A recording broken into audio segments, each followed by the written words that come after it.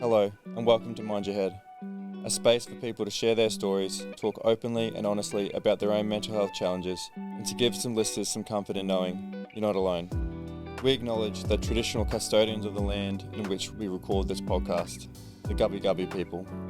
We pay our respects to their elders, past, present and emerging, and extend that respect to all Indigenous peoples.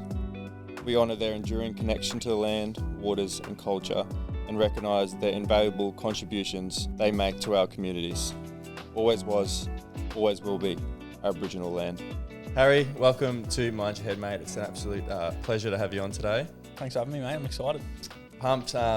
Before we sort of get into who you are now and I guess the heavy parts of your story, I'd like to go back and find out what sort of kid were you like growing up and what was your childhood like?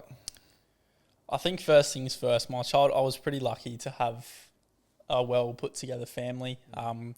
Not even just my brothers and my mum and dad, but even my cousins and aunties and uncles and my grandparents, all super close. So being brought up like that is honestly has affected me in ways that I wouldn't expect now that I've done all this, I guess, soul searching. So been brought up very well, loving family. Parents both own, they own two businesses. So surrounded by a lot of love. So as a young kid, it's interesting how we're going to dive deep into why I struggled so much when my childhood was on the surface. Good. Yeah, exactly. So, what were some emotions? I think were you allowed to express most emotions in the household? I know from sort of my perspective growing up, my dad came from a really violent childhood where if he expressed emotions as a kid, it was sort of seen as a weakness and he was preyed upon. Yeah. So when he became a dad, without him even knowing, those unconscious sort of beliefs were sort of coming through as him as a father where he was always present, always loving. But in terms of having emotional conversations with dad as a young boy, turning into a young man, there was nothing like that growing up. Were you able to express your emotions fully as a kid? And was it accepted or did you think you have to sort of hide things? Well, actually, speaking to my mum recently about this sort of thing, we hadn't spoken about it before.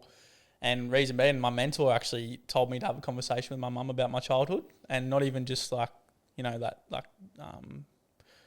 teenage years or even just before that, but like as an actual baby.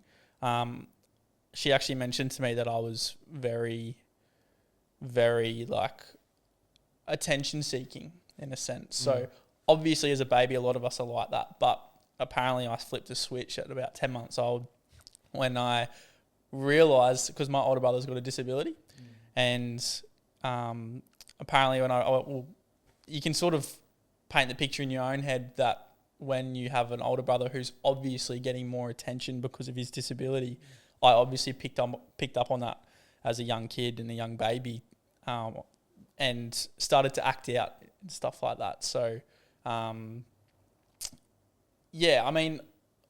I got older, I almost chose not to speak out, and that's what you hear about a lot these days. But I can't think of any sort of time where my parents haven't made it seem okay for me to speak, where they haven't made it not okay, for me to speak out or tell them how I'm feeling. But yeah, my dad's a little bit different to my mum in that sense. My dad's pretty similar to what you sort of said, and he was whoopsie. Is that yours? Yeah, might go turn that off. Just a little pink penguin. So my dad grew up out in the country, out in the bush, hardcore dad. Just from what I've heard, I never actually met my dad's dad. But so my dad and my mum and dad are a little bit different in how they would handle that sort of situation. But I really can't pinpoint a time where I thought that I wasn't able to express how I feel. I just made the choice in the end as I got older to not. That's interesting you said about sort of realising when you were acting out because you're sort of maybe seeking that attention that your brother maybe was getting. Was that sort of your earliest memory where you felt different or you felt not enough? Yeah, and that's played a part into the rest of my life. Oh, has it really? And the past sort of, I reckon, 6 months has been where I've really started to understand why I experienced some of the stuff I did at a younger age, and even why I struggle with certain things right now. And it is as deep as your childhood. So the stuff that I've been able to learn and understand through talking and having really tough conversations with my mum has really sort of bring me a bit of peace in knowing, okay, that stuff wasn't just because I was crazy or anything like that. It was because I genuinely had past, I'm not going to say trauma, but experiences that instilled these beliefs in my mind that this is why, and then ends up being the reason that I act out. Yeah. It's interesting because, I think about my childhood in terms of not having any trauma, but I went and listened to, I went and watched Gabor Mate. If you're not familiar with him, I'll pass him on to you. He's amazing. He's a psychologist. Sure. He does a sort of expert in child development and parenting. And we always have this picture of like trauma being this massive event that happens in your life. Go turn that off. Yeah, go turn it off. Trauma, people's perception of trauma being this, someone's died or you've been, domestic violence or something sort of, any sort of drug abuse, alcohol abuse. But trauma can be as little as, not getting that affection or attention as you were as a kid. And trauma is also not what happens to you, but how your body responds to what happens to you. Yeah. Especially as you get older. Oh man. Like to realize that is so powerful. Yeah. I feel like so many people, especially at my age, aren't in touch with that sort of thing. So like for me to be able to, and not even me tooting my own horn here, but for me to be able to recognize that right now is, I'm not going to say it's changed my life, but it's brought me a bit of peace. Well, if it makes you feel better. Yeah. I went through it at 31. Oh, yes, so true. Okay, so you're going through it at 21. I went through it at 31. So I look back now and go, man, I don't feel like I felt like I blocked out from like 19 years old to 30. It was just like a write-off. And then 30, I'm doing the work that you're doing now. Yeah. And I think, man, if I somehow, how could I have changed? What could I have changed where I could have done it at a 20-year-old or 21-year-old? Or I even think about like future, like when I have children, when I have a son or a daughter, how can I parent them in a way that they don't have to go through how can I do it so you're at 21 going through it? That's amazing. Yeah. Now you set yourself up. My whole 20s was a blur. Yeah. Was a write-off. Yeah, and people say that, and that's why I say I don't want to toot my own horn, because it's like I'm so glad and just speaking to people like my mentors and stuff like that, saying stuff like, mate, you're lucky, you should be grateful that you're going through this now. You're not going through it when you've got kids and a wife and a whole lot more responsibility. It just 100%. Makes it 10 times harder. So obviously I'm so grateful, but as you said, it's so cool to be able to learn and even be on this journey to figure out, okay, how can we make this not happen as best as possible for our kids in the future? So 100%. And it's interesting because you think, it's good that I'm going through it now, but it doesn't minimize the pain or the hurt. Not at all. Does it? Yeah. But I think one thing I've even been trying really hard consciously is to find that sort of stuff in these negative situations, or not even going to say negative situations, but these things that are bothering us, to be able to find a positive, the silver lining. Be able to do that. It just, and Tony Robbins actually speaks about it a lot, and I did one of his events recently, and it's really stuck with me. Oh, did you? And to be able to find gratitude in everything that you do, whether it could be as silly as I don't know, you're thinking something that's not even true, but you're almost celebrating it, or you could be overthinking about a partner or something like that, and them doing something with someone else or something like that, and you're just, or an ex, whatever it is, you're just finding gratitude, and it's so, once you do it, it just brings a little bit of peace in the situation. And for me personally, being someone who can overthink a lot, it's helped me a lot recently to be able to find the gratitude, and it teaches your brain to rewire it when you're going through adversity. Yeah, and that's something that I've similar with you, is I used to overthink. Well, I still do overthink a lot, but it's just changing your perspective of what's something that's happening to you or what's happening for you. Like I was at the dog park a while ago, and I got pulled over by the cops, and I was like, what's going on here? And he's just like a random breatho, all good, and he's like, I just checked your license and it's expired. And I was like, what? And it was expired like 5 months ago. I forgot to pay my rego. Yeah. And I was like, what the hell? And he like, I was proper sincere. I was like, mate, I honestly, he gave me like this tiny little fine, but he's just like, go home right now and pay sort it out. I've just paid the late fees and this sort of thing. And I was sort of driving home just going, fuck, like pretty down on myself. I was like, how did I forget that? How the hell did I forget that? And then I was thinking, wait a second, like I've got the money to pay it. I'll just go home and pay it. Yeah. Like I'm lucky to have a job that pays me well, that I can just go home and pay it and not be an issue. Like I don't have to borrow money. I don't have to like, stinge out on food for the week. I can just go home and pay it and it's all good. Yeah. It's one of those I'm like, things, what am I worrying about? Yeah. It's one of those things, hey, we just instantly, our brains are connected to the worst things that happen. As soon as something bad happens, forget the good. Just your brain instantly just wants to go focus to that. on the bad. Yeah. And I'm sure there's a lot of deeper meaning to that these neuroscientists would be able to understand why. It could be a chemical imbalance in the brain from what I've heard. But it's really interesting how we always just... It's also that programming when we were like, kids growing up. It's just like that negative stuff always is louder than the positive, isn't it? Especially always. what you're surrounded with as well. And the world's just evolved into sometimes a negative place where there's so much judgment and all that sort of thing, and it just leaks out into everyone's lives. So how was that Tony Robbins event? Was it online? So good, yeah. It was virtual. It was my second one. I did one when I was in the shit. When I was 16.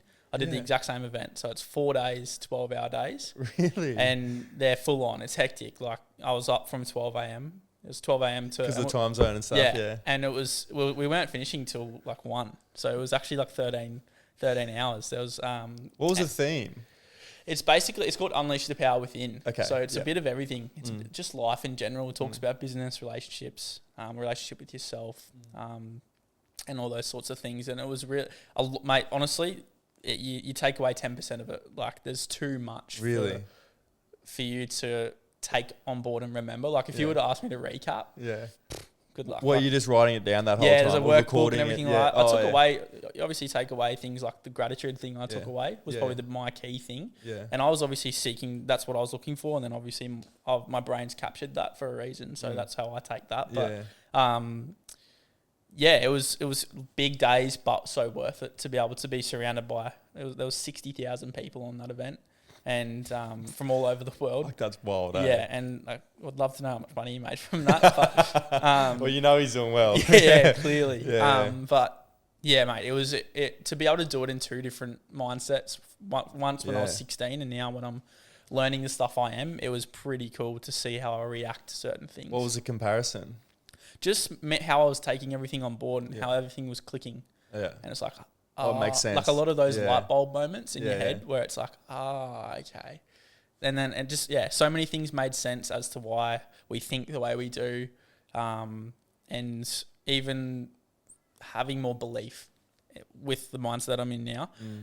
Whereas when I was 16 and I did it, I was in this horrible place and I was just so closed off to it all. And I was like, oh yeah, righto, I've heard this before. So to be able to do it in a much more open mindset was really cool to see how it's like, okay, I can actually take action on these things. And it gave me a bit of motivation to sort of knuckle down with work and get my life back on track, as I've been having a bit of a rough time over the past 6 months, which I'm sure we'll touch on. But yeah, to be able to do that at this time of year, my time of my life was really, really cool. Is he sort of one of your, I guess, mentors or someone that you always... Yeah, I reckon I watch a lot of his stuff. Yeah, so I'd love to be able to meet him, but obviously... It'd be the dream, eh? Yeah, mate, he's such a... he's changed so many people's lives. Yeah. It's in plain sight. Like he's just, you watch his Netflix documentary. I've watched it that many times. Yeah, mate, I watched it whenever I feel like shit. Like I'll always put it on and just... really hits in the feels, but almost is like, okay, your life's not that bad. Yeah, and that's what he does, man. It's like his ability to calm or simplify what's going on in your life, and then almost get you to see it how he sees it, and then it forces you to be like, yeah, I guess it's... Because we get so caught up in ourselves, and I feel like we magnify the issue bigger than what it actually. Yeah, and if you can, I feel like he takes you a step outside of yourself. He to does. be able to acknowledge. Yeah. Okay, and it almost makes you feel a bit silly sometimes. Yeah, yeah. But you need to be able to recognize what you're going through and how to move forward from it. The one in the Netflix documentary that I really loved is when there was a mother and daughter there, and they were saying sort of her dad was never around. He was sort of into drugs and alcohol. Yeah. And you know, he was a terrible father. He was a terrible this because he wasn't there for her. But then he's like, Tony Robbins said to her, well, your daughter is so driven, outspoken. She's so like, you know, she wants to succeed in in. Yeah. And he goes, she wouldn't be the person she is if she didn't have that father. Yeah, literally. You know, and like, he was like, I'm pretty sure, forgive my language, like, fuck that guy for making you grow so much or something like that, for teaching you these How things. dare he? How dare he? Yeah, that's what he said. Yeah. Yeah. How dare he do that? Like, Yeah. And then that's like what I talk about, the gratitude, where it's like, okay, he's done the most horrible things to his daughter in a sense and neglected her. Yeah. But look at what she can take away from it. Yeah. Like she can, so strong. the way that he can manipulate the situation like that. And see it in a different light. And they go, you need to call your dad and say thank you. Yeah. And then they ended up having the conversation and it was awesome apparently. So I love that. I absolutely love that. And he harps on about that in those events. Yeah. And how you can just really find, because it's as simple as if you were going through something hard, it's because the universe is putting something in your face that you need to work through in order to be able to learn to deal with this sort of stuff. Because when you go through these sorts of things, when you experience good things, they're 10 times better than they would be if you experiencing good things all day, every day. Yeah. It's like there was two things. There was the art of fulfillment and there was something else. And I can't remember. And it's just basically talking about how if we were to be happy all the time, we wouldn't be happy in a sense. Whereas when we go through these things and life's going up and down, the downs are really down, but when you experience those highs, that's when we feel really fulfilled because we've worked through something that was really difficult. Yeah, exactly. So to look at it in that light is like the really, I guess, low level reasoning that Tony would explain it. But that's pretty much, as I said to you, where I'm taking away, like look at it in a different light. And I think that's a skill that needs training, is that when it's all good when you're in the highs, because it's so easy to enjoy the moment when you're in the highs. But I think when you're in the lows, it's very challenging, and and you need to train yourself, and you need to train your mind to be like, not get too caught up in it, acknowledge it for what it is. Yeah. And then on the other side go, all right, what's this teaching me? How can I get better? Yeah. Yeah, it fucking sucks. Yeah, I'm struggling. I don't know. I can't see the light at the end of the tunnel, but I know it's got to be there. Yeah, 100%. And that's the thing. And that's where the people outside need to come in. And did a content day a few months ago. And one of the questions the guy asked me to prompt for some content was, my videographer, he goes, what can we do? So being like the outside people, the people around you that love you, what can we do to help someone who's going through something tough or going through some mental health issues? And it's like, I've lost my train of thought. I had it right there. I fully just blanked. Drinks break. Yeah, drinks break. Yeah, good idea. I'll just hit. Jeez, I've really lost it, haven't I? What did you say before? When you're in the lows, you got to train yourself to yeah. Oh, and how other people community, other people get involved, and you need to. Was that on the train of thought? Yeah, we're getting there. It was something about, it was like what other people can do. And it's like, understanding, like, first of all, how people are thinking in these moments and being like, okay, how can we prompt them to continuously start to think about the light at the end of the tunnel, and almost teaching them that habit of, okay, this is happening, and the simple cliche quote of, this is happening for me, not to me. And for them to just give that to them and feed it gently is what can help people. And I actually really struggled to answer that question on the spot when he asked me. But now sitting back, it's like, okay, what if we just, like, you can't fix anyone. The outside people cannot fix you. You got to do the work. No one's going to come to save you. But what the outside people can do, what people who love you can do, is simply push you in the right direction instead of trying to fix you. Because I feel like if you're trying to fix them, it gives them this false sense of like success, where they think, oh, because they're helping me, I'm meant to succeed. And then when it doesn't happen, you feel even worse. So I think one thing that I've really appreciated is people being real. And that's like huge to help you learn the right things and learn the right way, so that you actually can take the right lessons away from these sorts of things. Yeah, if that 100%. makes sense. Yeah, it definitely makes sense. And I have this moment where sometimes when sort of I'm a little bit stressed doing this or stressed at work, or I'm very easy to not give up on myself, and I'm very easy to be like, you know, I need a rest day or I need to do this. Yeah. And it's just me sort of procrastinating what I need to be doing. Yeah.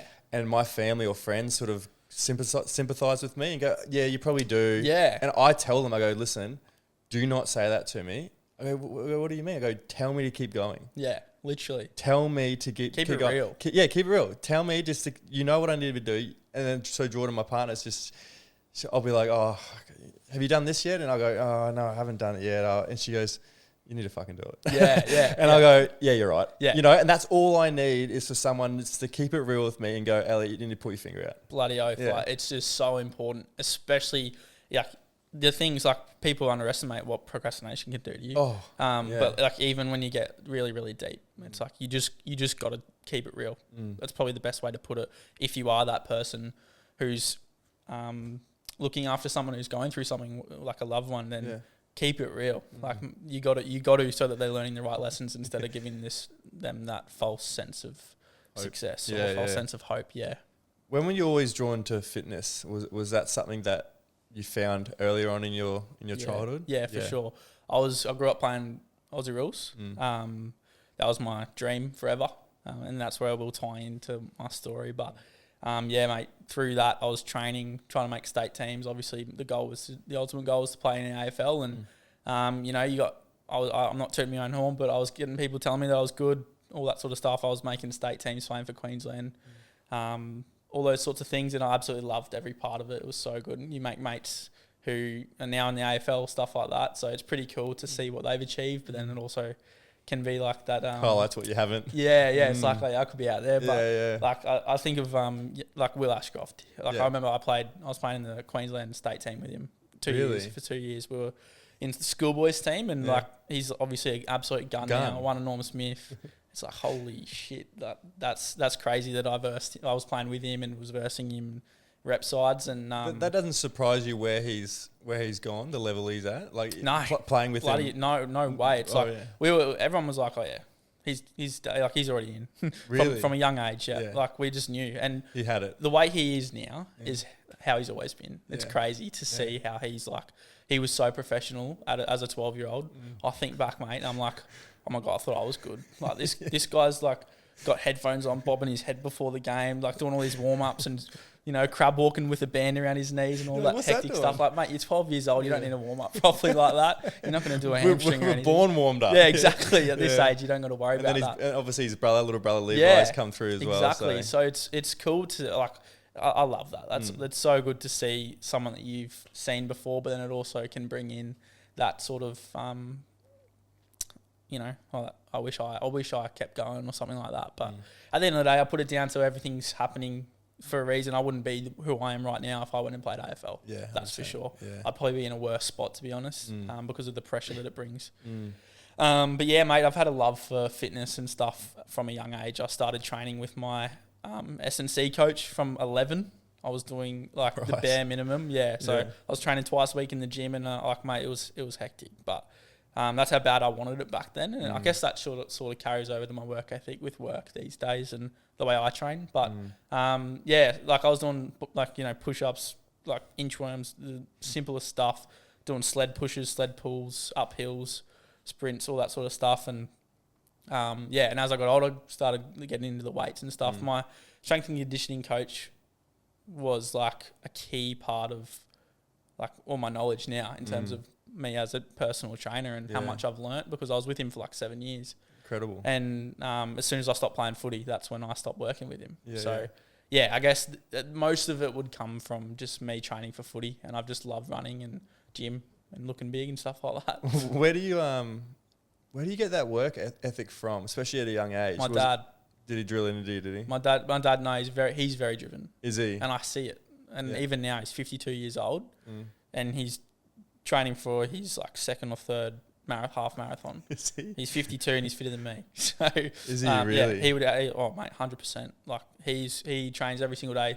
Probably trains twice a day, maybe 4 out of the 7 days of the week. Wow. Runs, cycle, gym. His thing was cycling growing up. Yeah. As I was growing up, he was more of a cyclist. But as he's gotten older, he's gotten into running, and now that's more of his thing. He loves running in the gym. So, my dad's work ethic. He has his own business, obviously, and he's made that very successful when it's literally just him, and the amount of success that I see he gets from that. Yeah. And I obviously witness him working hard because he works from home. So it's like I see him in the office for, I don't know, however long he is. And but even, my dad's always been incredibly motivating for me in terms of training, and even for my work. He just wants me to be successful. So I guess you can say I've learnt it off what he does through action, but also through his words and how he likes to fire me up big time. Yeah. Isn't it interesting? Because I've heard that there's a saying that kids don't listen to what we say, they watch how we live. Yeah. You know, and like even sort of the things that I've gone through in my life are very similar to what sort of my dad's career path has sort of gone down, and like sort of who we are as people. And I'm thinking that's interesting because he never told me to do certain things or be a certain person, but I've ended up similar to who he is and the way he's lived his life. Yeah. And it's just interesting when I heard that saying, I'm like, it is true. Like we watch how how our parents be as adults, and we sort of mimic them as we sort of grow up. And I even think about how my dad laughs. I laugh like my dad, like it's like a machine gun laugh, and everyone can hear it. And it's one of those laughs that if you hear it, you'll do a little chuckle or something like that. You know what I mean? So, but even the way my dad talks and the way my dad socializes, the way I have a lot of my mum and my dad in me. I can see that, but my dad and the way that he talks to people and my communication skills come from my dad. My speak, I like to think that I'm pretty good at speaking, and my dad loves to speak, loves to chat people's ears off. So that's so true, mate. It's so true. I love that because it's pretty cool to be able to say that you like your dad. Yeah. I mean, not everyone is fortunate enough to have a good relationship with their dad, but for those who are, you can be pretty grateful for the person you become because of them. Absolutely. When you look back now, can you see the early signs of struggles that come later in your life? So when you're sort of growing up? I love that. That's such a good question. Yeah, for sure. You did. I think about on the footy field when I was playing footy growing up. I was a bit of I'm not going to say like soft, but I'd get fired up really easily. And it's almost like I relate it in a way to, okay, I'm like, someone's pissed me off, or, I don't know if you know what a tag means in footy, like where you're getting tagged. Yeah. Like I hate that. I was always getting that, just even in junior footy. And there was even this one kid, this one team, Kawana, we versed Kawana, and I'm sure some of these boys might even hear this, but I'm still mates with them. Yeah. And whenever we versed them, I hated it. I was going into that game expecting to get angry or get in a fight or something like that. And I think I would always get fired up, and then, tears would flow. I'd be getting so angry. And my mum brought it up with me and says that I can fold when not so much under pressure in terms of like footy skills and stuff like that, but more so my actions and how I fold in the sense where it's like I just give up or I'll just crack the shit. And in terms of your mindset. I'm like, okay, nah, fuck this, I'm done.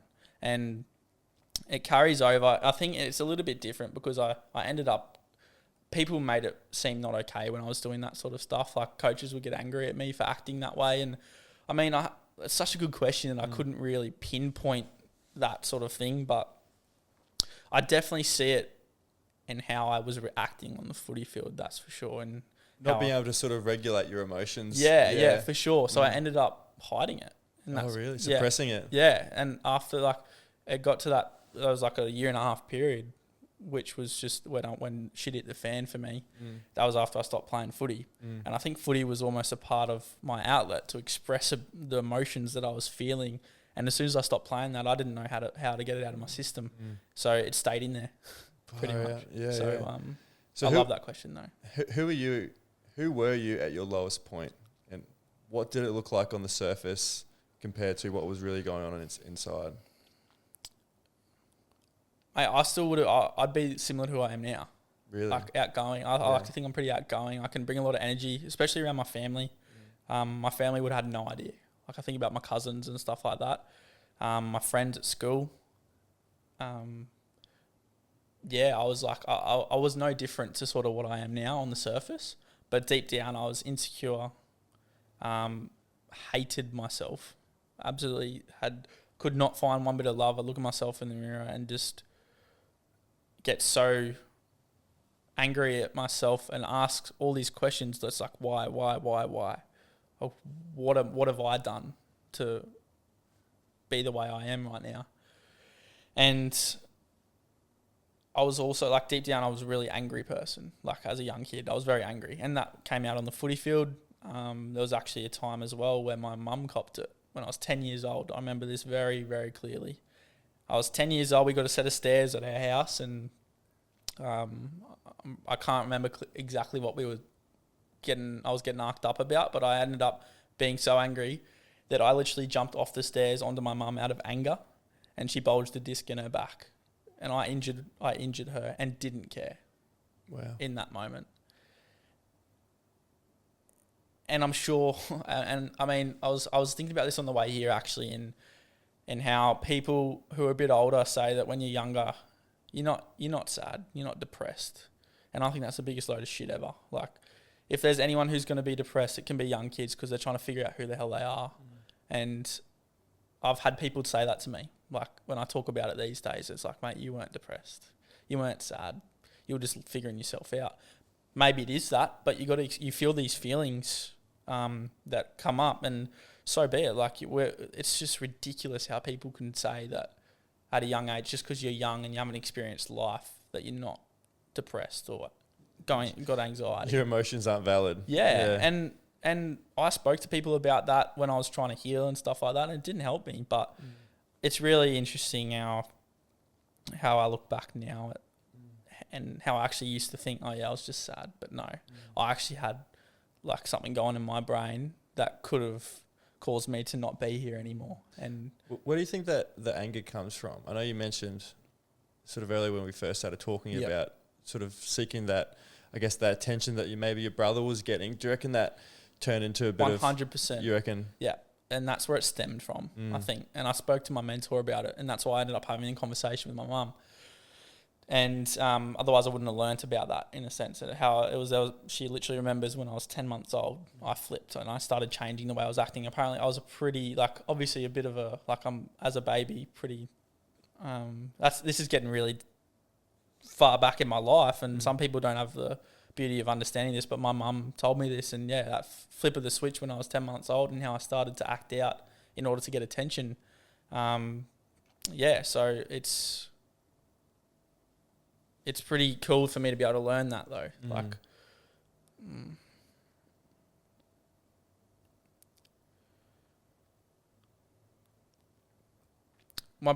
My brother being like that,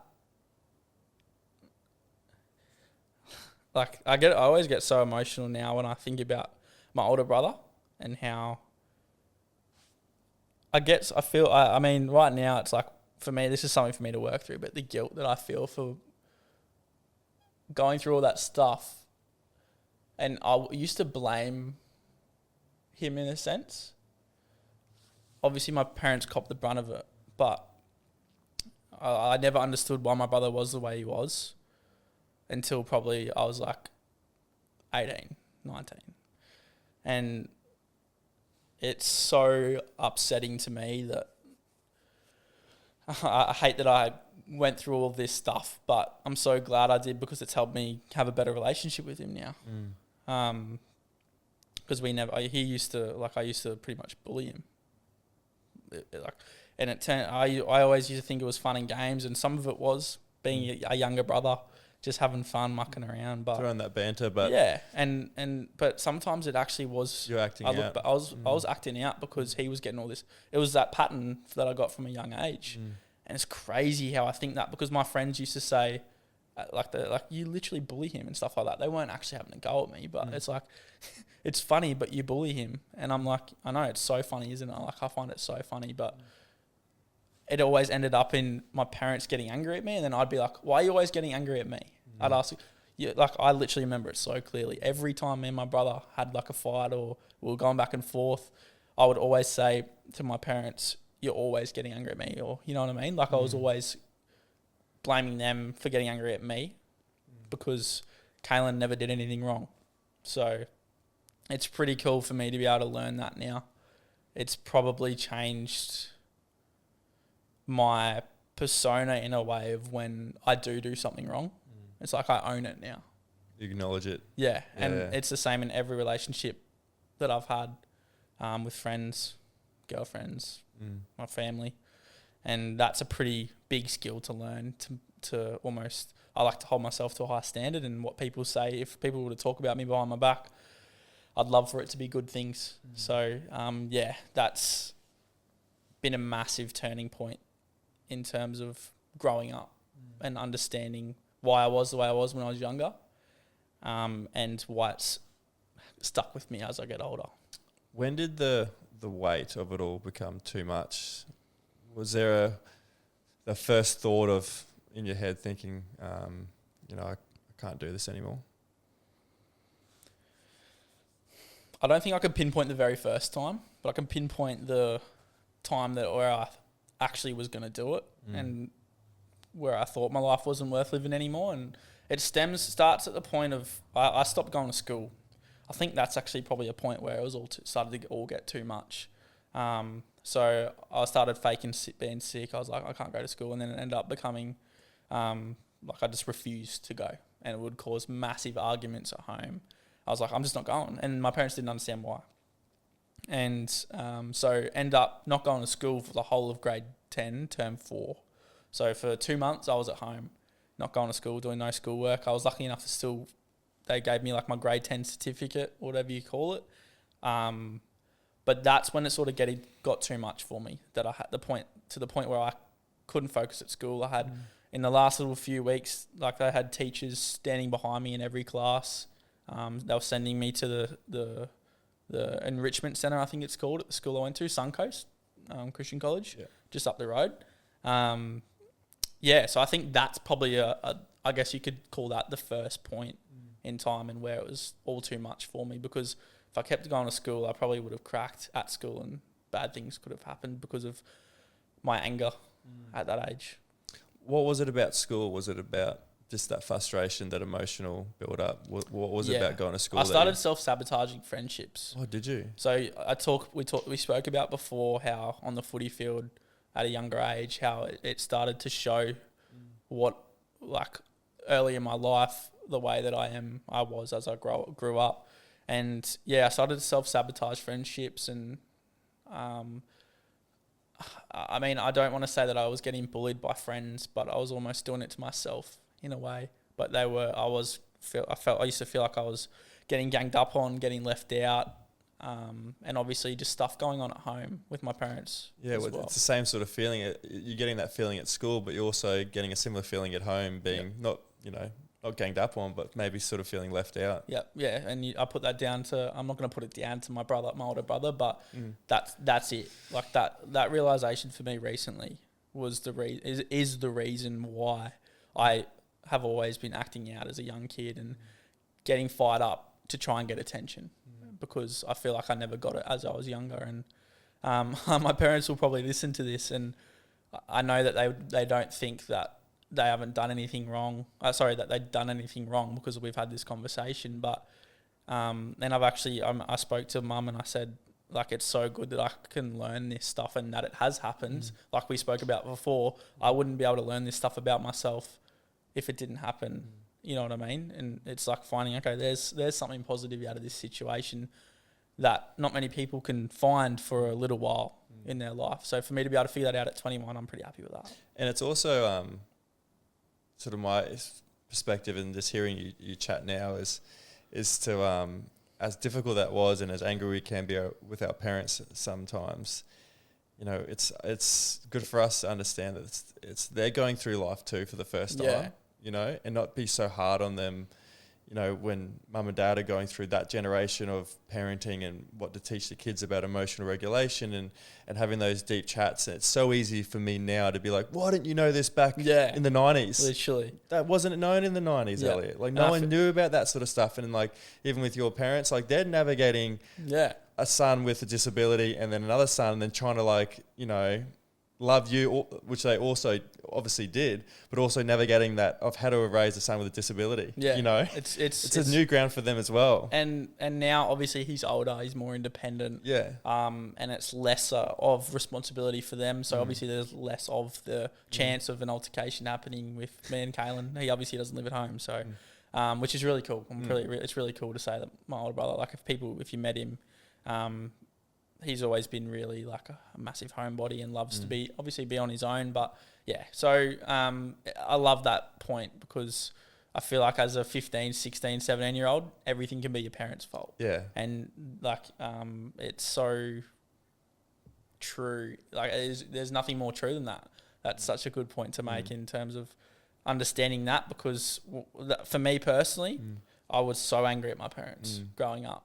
And you just don't even think about that at that age. And fair enough, like you got to learn. And that's the power of learning stuff through painful situations. But if you can get that out there, that's awesome. It's awesome. Yeah.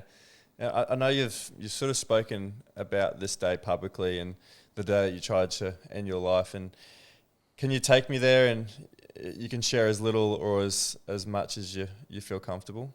Yeah, for sure.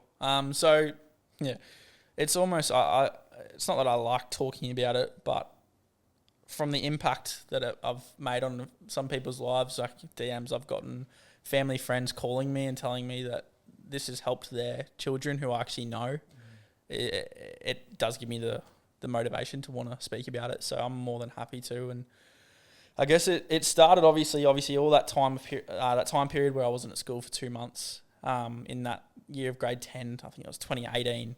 And so at the first week of December is called Catholic Week, and it's like the first week of school holidays. And so we go camping at Cotton. We were doing camping at Cotton Tree every year. We've done it for years and years in a row. Haven't done it for a little while, but so we go with a big group of people, bunch of my friends from footy and my street as well. Our street was pretty close. And basically, so we went camping we go for like 5-6 nights, and then a group of me and my mates. This was my first time hanging out with people in a while. Since that 2 months of not going to school, I was pretty much alone. Isolated, Yeah, I was very isolated, so I didn't really know how to socialise in a sense. So one of the nights we ended up going to the movies, and I think from memory, I feel like some of those kids might have been told to include me, to be honest, because I do remember feeling like a bit of an outsider during that week in as a whole. But I remember two of the boys are one of my good mates to this day. And I was actually speaking to one of them about this the other day. But so we went to the movies at the Plaza. We just walked there from Cotton Tree Caravan Park. And there was like probably a group of 7 or 8 of us, 6 or 7 or 8 of us. And we sat down. And, at a young age, at 16, we were with a few girls as well. All the boys want to sit in the middle next to the girls. And I was like, I ended up sitting on the outside. And obviously with the feelings I was already feeling, I was very, I felt isolated already. And especially from the past 2 months, it just instilled in my mind that, I do not belong around these people. So literally probably 10 minutes into the movie, I spoke to my mate, Josh. I said to him, who's my mate to this day, I said, I'm just going to go to the toilet. And long story short, I was not going to the toilet. I walked out of the movies, and I'm pretty sure it's like 8 o'clock at night at this point, and walked from the Plaza to Alex Heads, the top of Alex. And as I was walking there, I had a message already half drafted up to my mum that I'd actually started writing before previously, weeks before. Because this wasn't really like my first attempt, I would say, but it was more so my where I started to act on it. Like I was literally going to. It wasn't your first thought. You've thought about it. Yeah, it wasn't the first time I thought about it, and I have harmed myself and hurt myself before.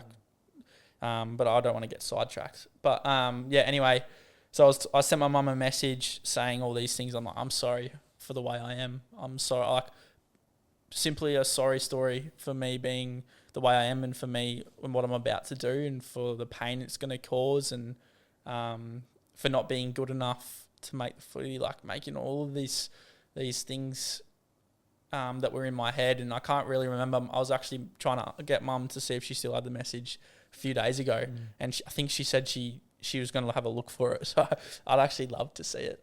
But anyway, yeah, send her that message. You know what you do.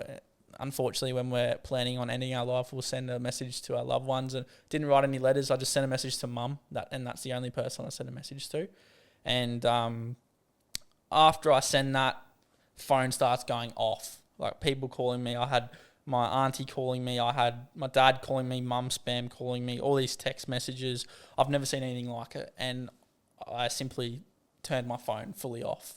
And as I was walking, get to the top of Alex Hill, and there's this one particular part of Alex Hill that's a straight drop off, and I got up on the edge of it, on the fence, and there's like some fencing along Alex that they had. I don't actually think it's still there now. I think it's all bush, but I was sitting on the edge of that, and 2 minutes after I got up there, and just contemplating it, jumping off, my auntie rocks up. And it's crazy how she's the one that rocks up, because she's the one who was there for me so much and still is to this day. And for her to rock up behind me with how numb I was feeling, I instantly broke down. And obviously in that sort of situation, you are very, like, it's going to be raw for something like that, something as big as those feelings of literally. And at the end of the day, I don't know what would have happened if she was any later. But the fact that she was there was so quick was amazing, because of how she's been that person for me growing up, who's guided me through so many things. And it's as much as I'm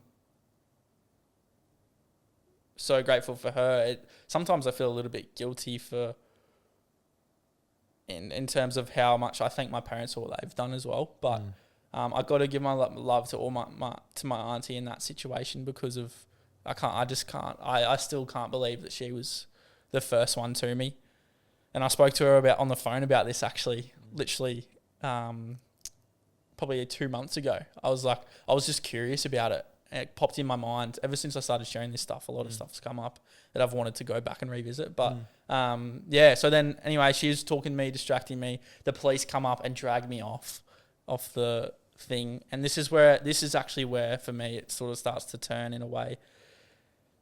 And obviously the police, the police were called. My mum obviously probably called them, but anyway, they dragged me off and were talking to me and trying to take me to the mental health ward and just take me straight there. They said they'd already called up. There's a bed for you. We're taking you there, but you have to say yes. And I said no. There was no chance I was doing that. Obviously, still so closed off. I do remember I didn't say a word to anyone really.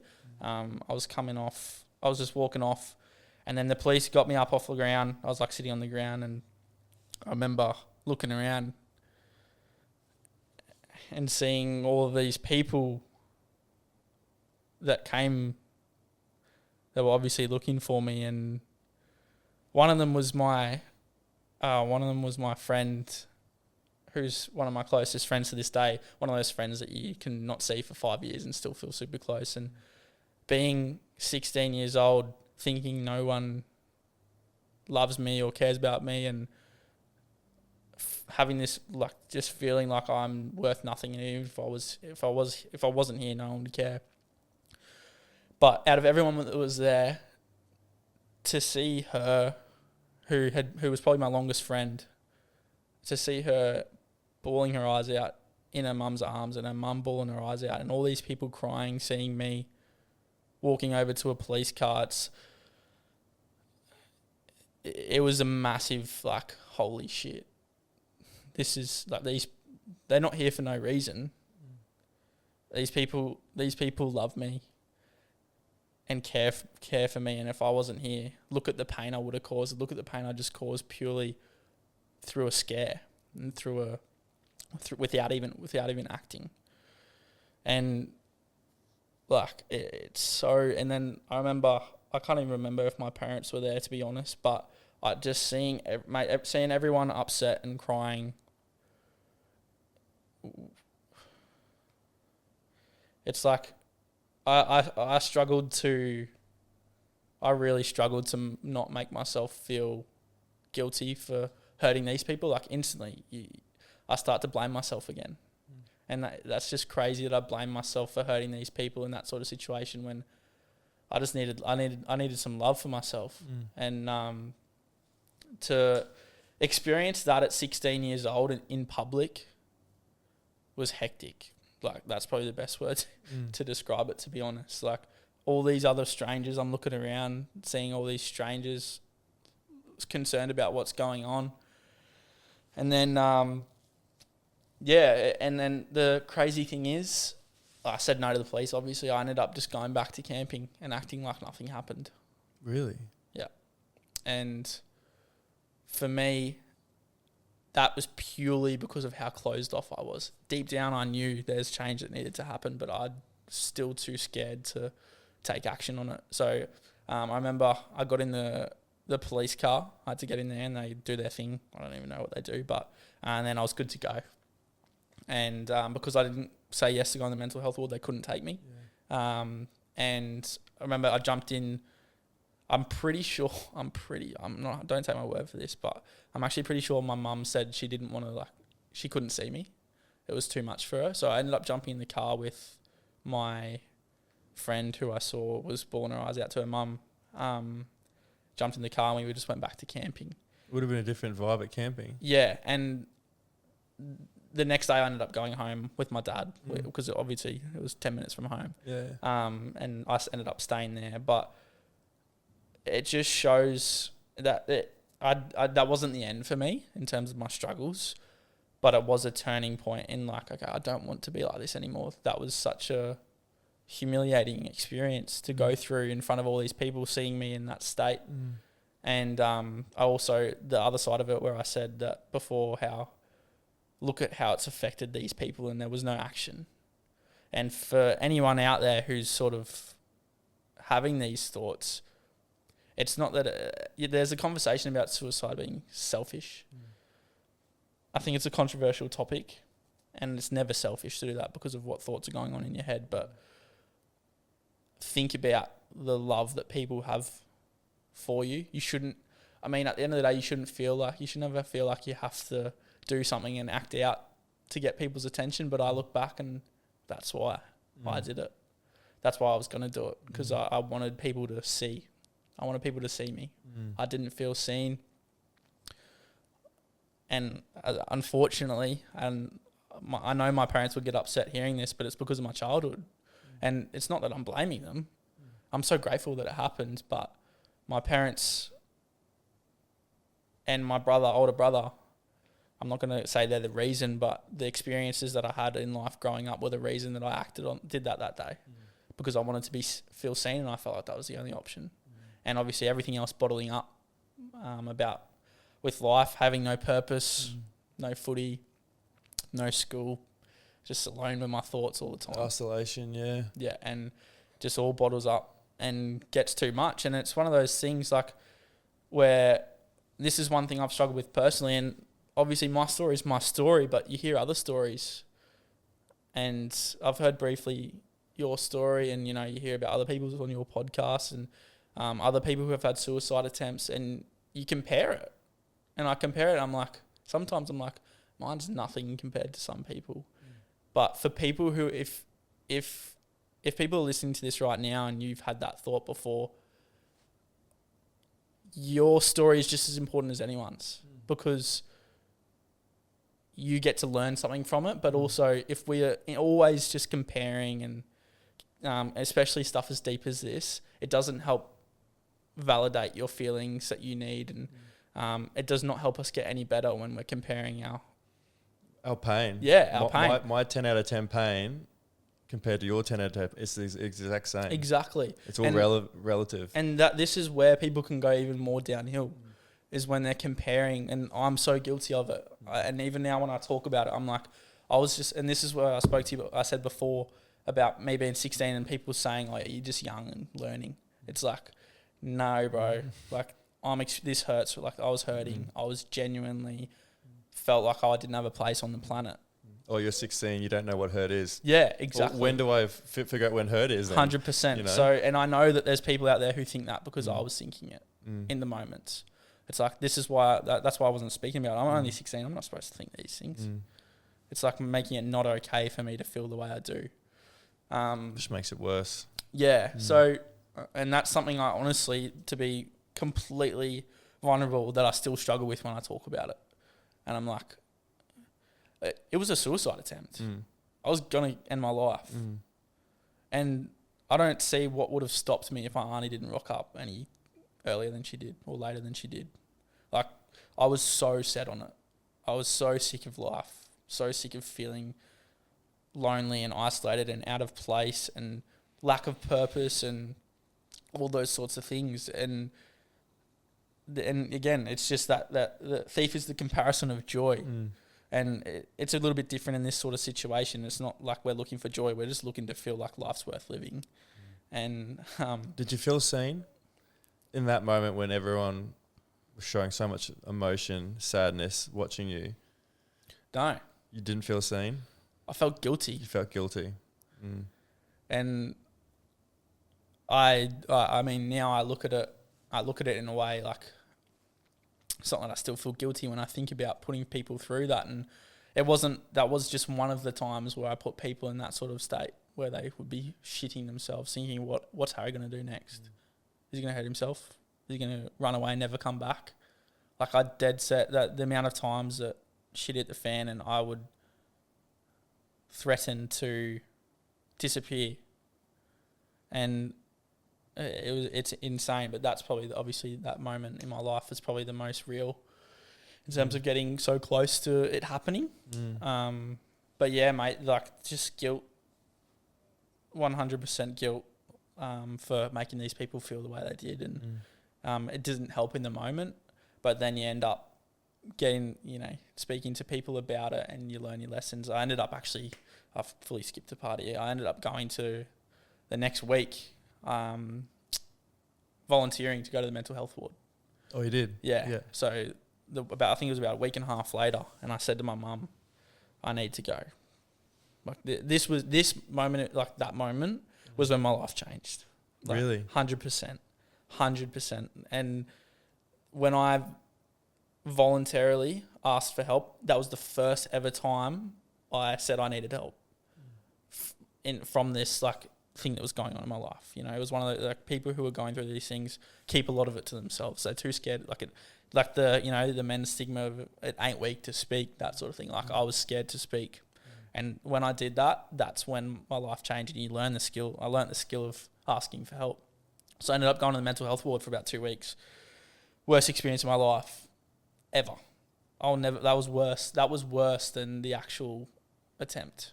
In what way? The people that are there.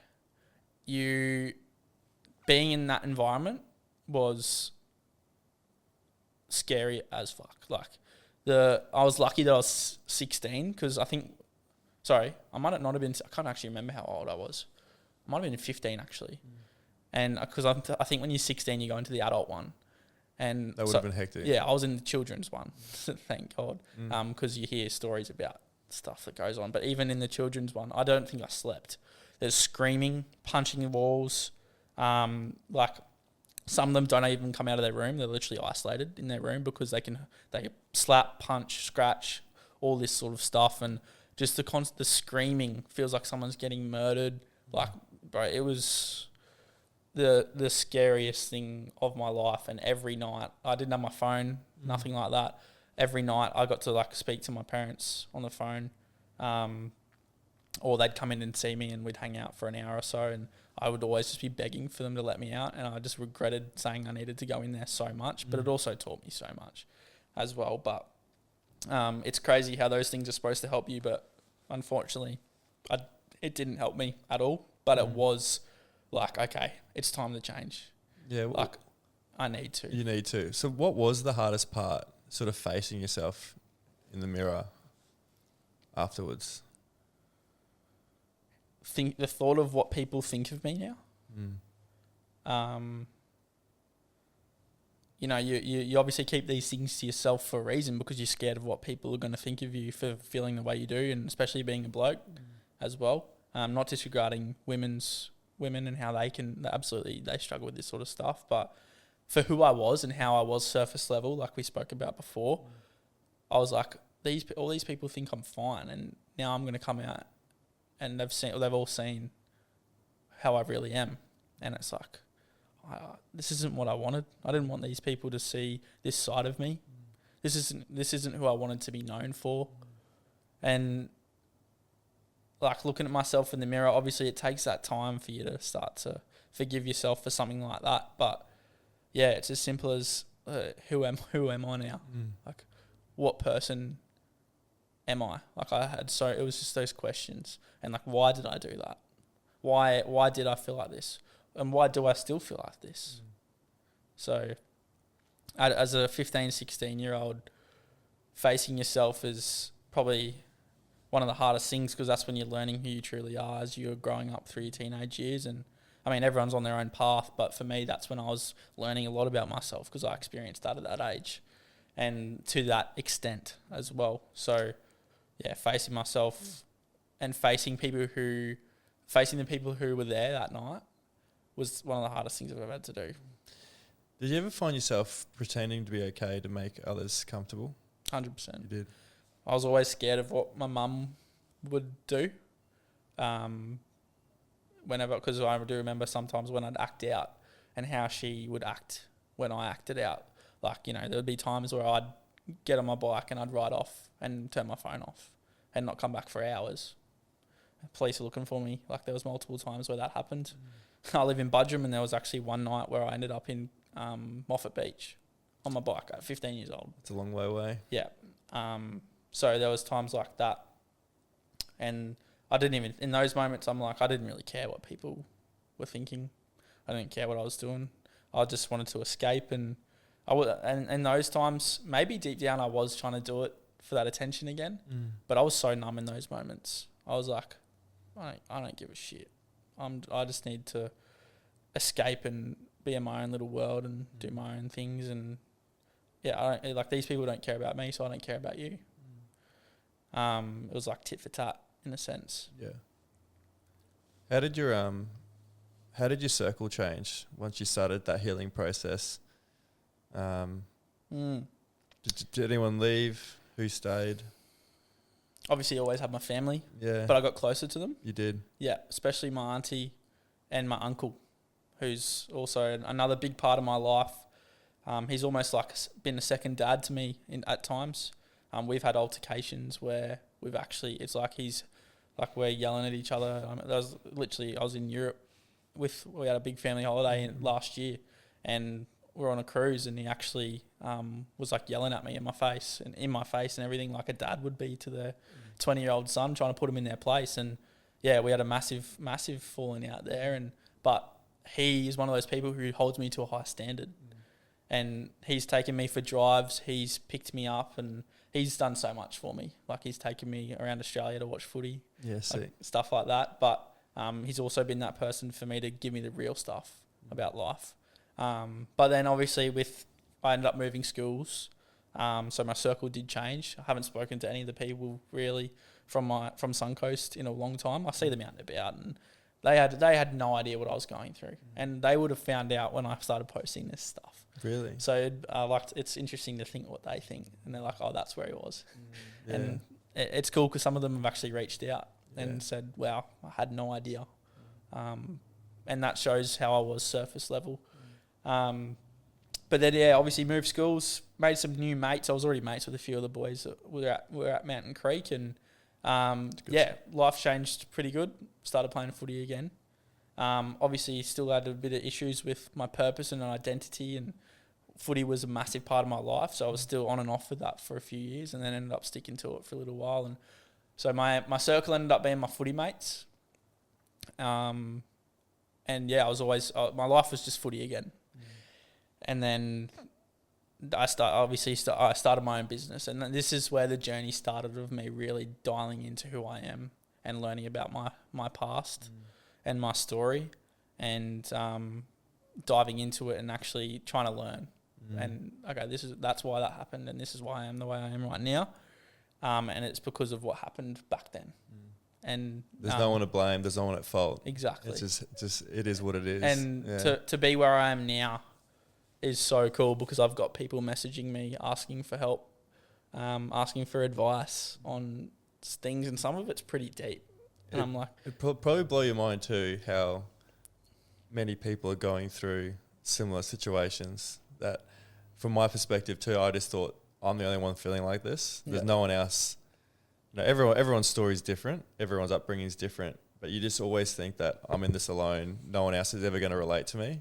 Until you actually start putting it out there and you're realizing, holy shit, there's way more people in this world that is going through similar things, that are struggling. 100%. And when you see that, I mean, obviously I went through it all, but if people can see that in the moments where they need it most, it'll bring a sense of peace, I feel like. Because, in that moment, I'm like, oh, yeah, I'm the only one going through this. No one else is struggling. They all look fine. They're all having fun hanging out with their mates. And, at the movies, they're all good. They're all happy. They all love each other. And I'm just here. I don't belong. And I think as soon as it's all life experience. Like, this is where there's the fine line between being young and going through things, and also actually experiencing it and it being real, because it is real. But it does also come down to you're experiencing it to learn a lesson, because every painful experience in life has something you can take away from it.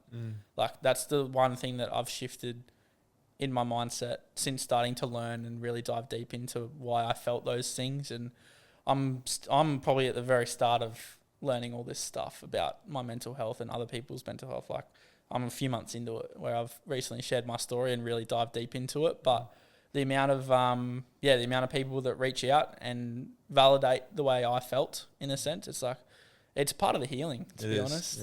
To hear all these other people who struggled or are struggling, to be able to help guide people through it. And there's literally a few young 15, 16, 17-year-olds that I'm chatting to, which obviously is not weird. Like, I'm helping them out, being like an older brother for them, in a sense. And they just message me to tell me the cool things that are happening, and then, similar experiences to what I had. And that is exactly what I needed when I was that age, to have that person to lean on and to tell me that it's okay and that you are loved and all these good things are going to happen. You just gotta you got to stick it out. This is just a part of. And that's an interesting topic too, talking about, I guess, your generation of masculinity and what's it like being a young man now, because it's obviously extremely different to how I grew up. I didn't have the social media. I didn't have these other influences. From your point of view, how has your sort of view on masculinity shifted during that sort of process? And then also, mentoring these young boys. What's your take on that? It's harder for us in this generation. It's harder for everyone now, because we all have access to social media. But to see all this false reality on social media that people talk about, you compare yourself, you compare your life to all these people on social media, especially people who are, most of the time we're going to compare to, if you're a male, you're going to compare to a bloke that you see on social media and their life that they're living, the money they have, how they provide for their family. Obviously, as you get older, that gets a little bit more intense. Around my age, it probably peaks for a lot of blokes where they're like, okay, shit's getting real now. I'm 21, 22. I've got to start working towards the life I want to live. Like, that's just my opinion. Obviously, everyone's on their own, running at their own pace. And that's where the comparison comes in, doesn't it? Right there. Like, you just heard it when I spoke and said that thing. And with the masculine stuff, I feel like a lot of blokes these days actually have a lot more feminine energy than what they did back maybe when you were younger. Especially myself. I know that I have that feminine side of me a little bit because of how my relationship with my mum would definitely be a part of that. But I think social media is the biggest thing and the biggest factor these days for young people going through mental health issues, and like the comparison of comparing their lives to unrealistic things on social media. So everyone's highlight reel, isn't it? And 100%. it's like, I'm trying to understand and get more clarity around when I'm a father, it's understanding what success means to someone. Yeah.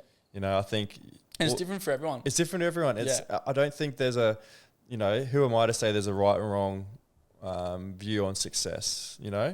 If you think success is getting paid lots of money, then who am I to say that's not success? Yeah. But I look at it in a way that's sort of like, I understand sort of job security and getting financially stable and understand that sort of thing. But success for me is not chasing those sort of fake dopamine hits of wanting that external validation, or people thinking I'm popular, or people wanting my attention, or me wanting other people's attention.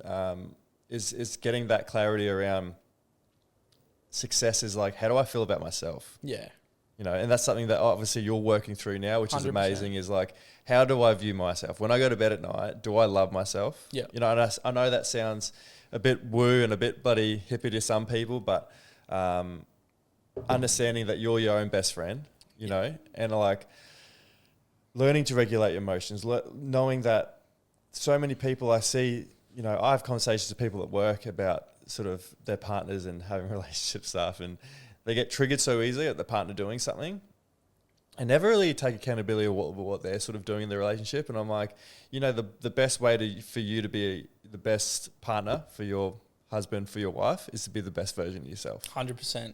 Like, stop saying, they need to work on this, they're not doing this, they're not doing this.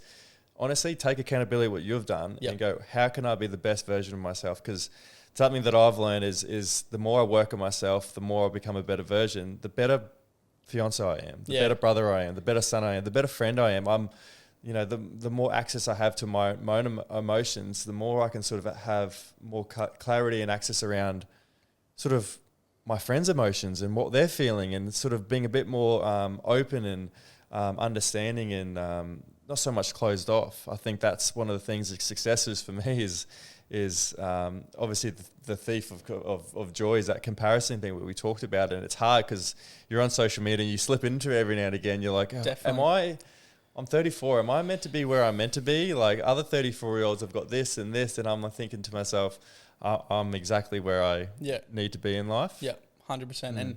And that is so true. Like, even in my relationship now, it's like the amount of times that I've fucked up because I'm not thinking about myself and I'm thinking about her, or I'm thinking about our relationship, and I have to like serve everything. I can just do everything for the relationship rather than being the best version of me, so that I can be like in this grounded space to be able to think and act and do the things from the right place. Instead of the relationship being the reason that you feel fulfilled in life, it's a bonus to the fulfillment you already have. It's almost a byproduct of who you are, isn't it? It's like that's what creeps in, that people pleasing. Yep. Is like that creeps into the relationship. I'll do everything for them, so then they'll love me or stay with me. Yeah. And then when that doesn't get met or something happens, it's you feel like impacted yourself. Like, I'm a less person, or I'm not feel worthy enough because this isn't happening. It's just like, I had a conversation with Jordan, my fiance, and we were listening to a podcast, and I can't remember what sparked this question, but something came up, and I said, "Oh, do I put you first, don't I?" And she paused, and she went, "Yeah, after yourself." And instantly I went, "Fuck." Yeah. Like, I didn't say it out loud, but in my head I went, "Yeah. Oh fuck, don't I put you first?" And I said to her, I go, "Oh shit, I didn't know you felt like that. Do I not put you first?" And she goes, No, you do, after yourself. In a healthy way. And she said, "No, that's what it should be." Yeah, I love that. And I was like, "Oh." And she reassured me. She's like, No, that's what we want. Yeah. Like, I want you to put me first after yourself. Yeah. Because if a lot of people go into the relationships or get in certain situations where you're constantly feeding someone else, and then that's all good. That seems good on the surface. That seems good for a week, a month, 6 months. That seems all right. But in the long run, you'll just start getting worse and worse and worse. Well, it's draining. It's draining when you're constantly serving other people, because you've got to be able to fill your own cup and do the things that you need. And some people who thrive off giving to other people Yes. can actually end up draining you so much that you've got nothing left to give them. And then you also got nothing left to give yourself, and that's when people fall into these ruts. Yeah, absolutely. So I'm sure my auntie speaks to me a lot about that sort of stuff and how you give and giving to other people and what it does to your energy and how it eliminates your ability to be able to give yourself the things you need. Because at the end of the day, we are the only ones that are with each other, with ourselves. Like we are in our body, we are with ourselves for our whole life. Everyone else is temporary. And it's hard to say these sorts of things and have that belief and not feel selfish, because there's always that selfish connotation that comes with it. There's that narrative of like, oh, he's always thinking about himself. Yeah. He's being selfish. He's got other people in his life. It's just like Jimmy Carr talks about it when like the oxygen comes down from the plane. The first thing you do is put it on yourself. Yeah. Oh yeah, put on yourself. Put on yourself, and then you put onto someone else. Yeah, I actually saw that recently. And you can't, and that's the same thing, man. Like you can't help someone else if you can't help yourself. Yeah, that's so true. And you don't. I feel like as you're at my age, and it's not an excuse at the end of the day, but you learn a lot of it. You don't understand that until you are older, and you actually have to start putting yourself first, because if you go through these experiences of putting other people first and how it makes you feel, because sometimes, and I'm guilty of it, you end up saying, oh, I'm just trying to help everyone. I'm trying to make people feel good, but sometimes you're trying to make other people feel good because you're filling this void that you don't have for yourself. You're giving love to other people because you can't love yourself. Yeah. And we seek, like, you're almost seeking the love from other people by giving it to them, if you know what I mean. You're looking for the love that you wish you had. Yeah, so you give it. You give it, in a sense, to try and get it. Hopefully you get it back. And that's my personal experience in a sense. Yeah. But like, and you seek what you don't have in yourself from other people. And I feel like if you can find it within yourself, it makes those relationships, whether it's friends or family or a partner, it makes them 10 times better. Do you think you fully heal from something like this, something that you've gone through, or you just learn to live with it? You learn to live with it. Yeah. I truly believe that you, like, especially, I mean, I feel like the emotions toward it definitely change. Like, so if like me speaking about it, if I spoke about this, like when I first spoke about it, I was super emotional. Like when I first spoke to the camera about it, I was very, very, like a lot of it was actually cut out. Like I started bawling my eyes out and everything like that. A lot of it was cut out, and it was really hard for me to talk about it. Like it was really hard for me to get it out. And every time I've spoken about it, it gets that little bit easier, a little bit lighter. And I feel like the more you talk about these sorts of things, and this is where the power of speaking comes in and getting it out of your system is so powerful. But yeah, I think being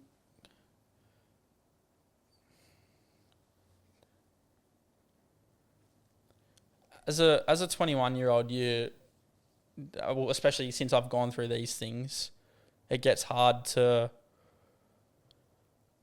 When I'm sharing it, it's getting harder. Sorry, it doesn't get harder. It gets easier, so I end up channeling the emotion a little bit better. And if I'm honest,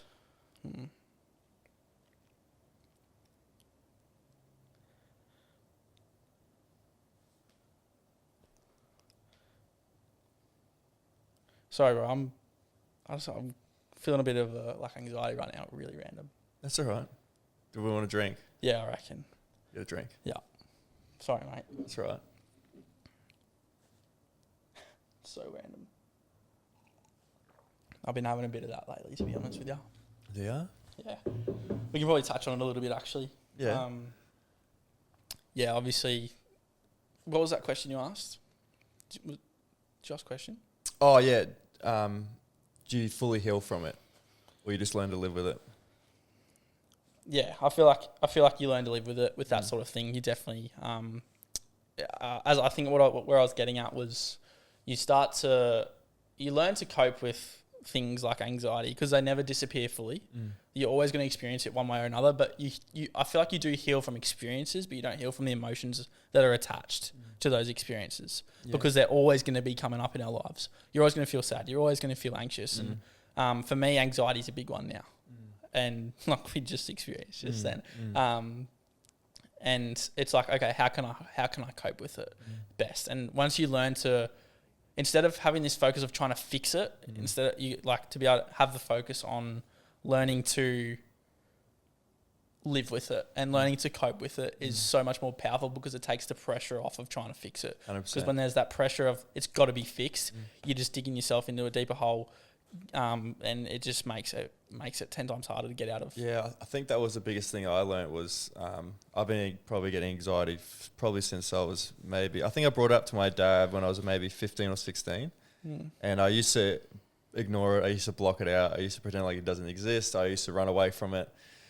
I used to get angry at it. Like, why is it happening at the most random times? And one of the most powerful things that I learned was instead of trying to not let it in, I just let it in, and I just fully accept it, and I acknowledge that. Yeah, I'm feeling it, like what you just said then.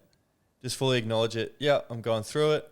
Give me a moment. Yeah, and it'll pass. Yeah. Well, I get a fair bit of social anxiety, so if I'm going out with a large group of people, before we get out there, I wish that the event got cancelled. Like, I wish that I didn't have to go. Yeah. But in my head, I'm like, it's all right, Elliot. As soon as you get there, it's going to be sweet. But on the car ride there, or even entering, I'm like, fuck, what am I going to talk about? What am I talking about? Yeah. Holy shit, who am I going to see? This is going to be embarrassing. Yeah. And then I talk to one person, before you know it, I'm feeling good. Yeah. So it's that understanding that it's going to be there. Yeah. But how you manage it, how you control it, speaks volumes for how it's going to... And I feel like, sorry to interrupt, I feel like right. the only way you learn is through experience. It's Yeah, such yeah. a common saying. Yeah. But for people who are struggling with this sort of thing, you seek the fix. The fix, yeah. We're always trying to seek the thing that's going to make it disappear. If you can eliminate out of your mind and learn to just let it in and feel it, you got to feel. You absolutely got to feel things and feel your emotions. And as soon as you can accept that they are always going to be showing up in your life, doesn't mean they're going to be there 24/7. And right now it might be a little bit more than it was yesterday or a little bit more than it will be tomorrow. But how can you just know that it's going to pass? It's not like this forever. No. And how can you know that you going through this is teaching you a lesson right now? How cool is that? And so many people can't recognize that. I've actually talked about it previously before, is that my ability to have good conversations with people was a coping mechanism of my social anxiety. So what I found was that because I was getting so socially anxious, I would just go up and talk to people. And by talking to people, that would get me out of my own head and concentrate on what they're saying. And I would ask questions. And then this was me as a young kid. So I think it developed a ability to have conversations with people, and it was a coping mechanism for my social anxiety. Yeah. So a lot of people are like, well, you're good at having conversations. I was like, actually, it bred from me being so socially anxious that the only thing to get off my head was to have a conversation with someone, and then before you know it, I'm feeling good. Yeah. So it's finding your sort of own coping mechanisms and understanding that the potency of the anxiety or what you're going through, the more you work on it and the more you accept it, it does get less. Yeah. You know, I still get it. Yeah. 100%. I still get it now, 34, I still get it. Yep. But I acknowledge it, and the potency of it's not as bad as it used to be. Yeah, definitely. I feel like it's like you talk about death. Yeah. It's so much harder until you accept that they're gone. Yeah. If you just, it's just a weight off your shoulders. Yeah.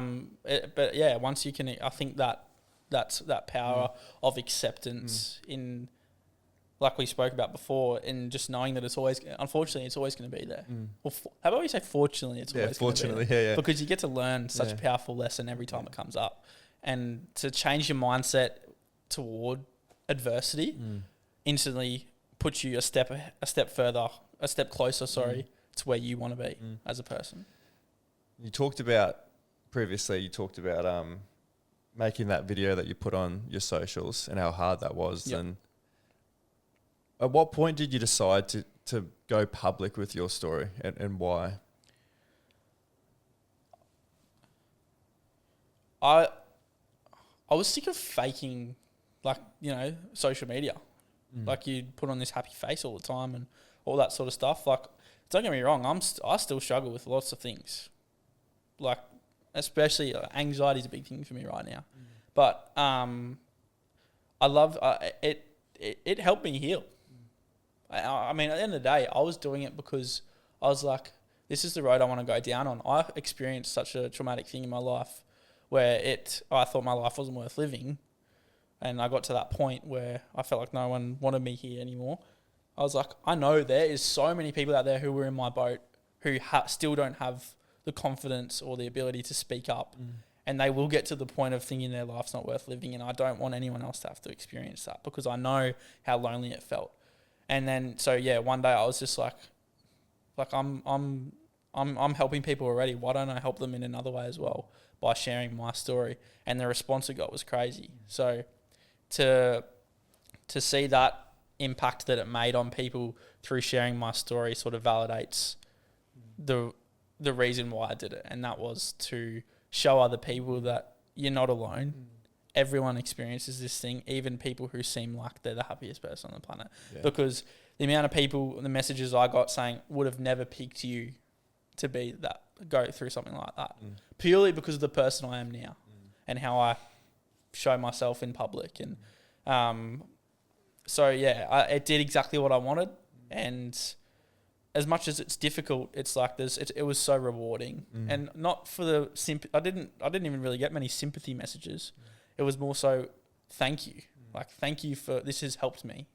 This has helped me feel okay for what I'm going through, and it's some people the motivation to want to get better, but I think the biggest thing was making it okay to speak out about your problems and your issues that you have.